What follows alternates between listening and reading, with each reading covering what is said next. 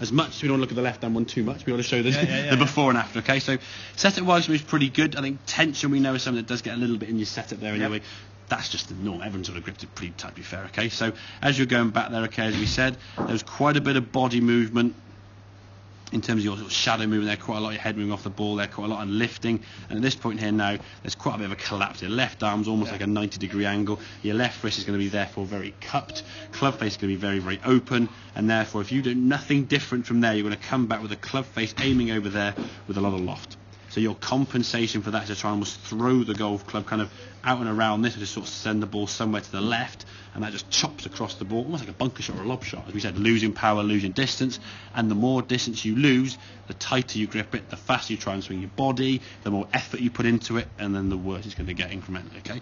So what we're trying to do now in terms of takeaways, keep that left wrist as you go back a little bit more sort of hooded or toe down with the golf club, okay? If we watch this club as it goes back now, okay, that backswing to me slightly better, I think the practice swings you made are maybe even a little bit better again. Obviously practice swings, look at that position there, the club now is above your head. Left wrist is a little bit of cup in there slightly, but it's certainly better. The fact your left arm is actually doing this more because your left arm is staying flatter, it's harder to bend and move joints and stuff. If I do this now all day, if I look that bit straighter, it's reducing the amount of range of motion we can have here, okay?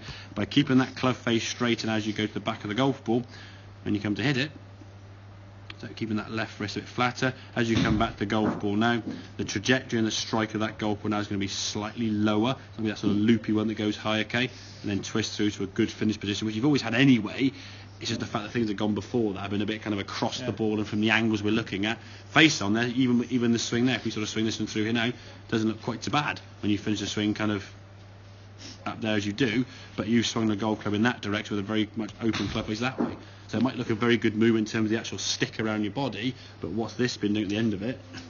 Open and adding loft, okay? So if we can start getting some shots, sort of low hooky feeling sensations, I think for me looser through impact is definitely going to be something we can try and do. Let this all soften. Again, give that ball a slap at the bottom, as we said. You wouldn't try to do this with your wrist when you try and slap something. You just sort of stand back, you hinge of the wrist with this one, boom, give him a slap at the backside kind of thing. You wouldn't go up here and then lean back here and then try to come back. And that's in some ways how the human brain would kind of function. If you had to do something like, say, just slap something there, you'd suddenly think, okay, all I've got to do is just do that. You'd eliminate all the unnecessary movements in the movement required. You wouldn't go and bring it up here and then try to come back to where you need to get to, okay? And I think in the golf swing, movements start occurring because of desperation of the ball going here. Let's try and get it going that way. So I think towards, we had a couple there, I think 141. Nice this one now. 141 was your longest, which to me is start as a sort of a number you'd be looking towards. I think that could be a little. These are a little bit not as accurate. I mean, that's probably be a better full test. That's just a turn off, unfortunately. But that's going to be between 130 and 140, I would say, which is fine. It's not just creeping towards the 100 side. And you could, and you could see the contact and you could feel the contact. Yes, they're going left, but left for me is good, because once you start getting the ball going left, we can start getting more of a sort of shaft in this sort of left wrist, even flattening even more so, which will increase your distance even more so. Okay, so we get nice and loose and get this movement to the golf ball, get a better impact, improve the impact position, the ball goes further.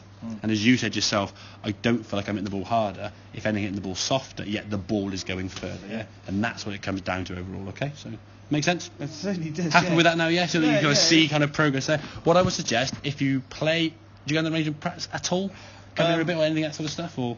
I try and do it. I haven't done if it. Needs be, over this Christmas period, I haven't. Of course, but, if it's easy enough to do, if when you're at home and stuff, just get someone to stand there with a camera and film you also, even just doing practice swings, just down the line, so we can really look at how that left wrist, look at the top of the backswing, okay? Right. How that left arm, maybe just do a couple of, if you've got airflow balls, even just practice swings. One from face on. It's been so bloody. I want to stay indoors, exactly, but get a cup of tea. So, but we'll keep on top of that, keep working on that left wrist, get that sensation that left wrist is working again on the takeaway now at this sort of halfway back position, okay? Back here again. Halfway back position here, we want the sensation, it's sort of toe down, okay? So we're kind of hooding, or the sensation is hooding. It's not hood, it's just the fact your spine angle, rather than being here, is there.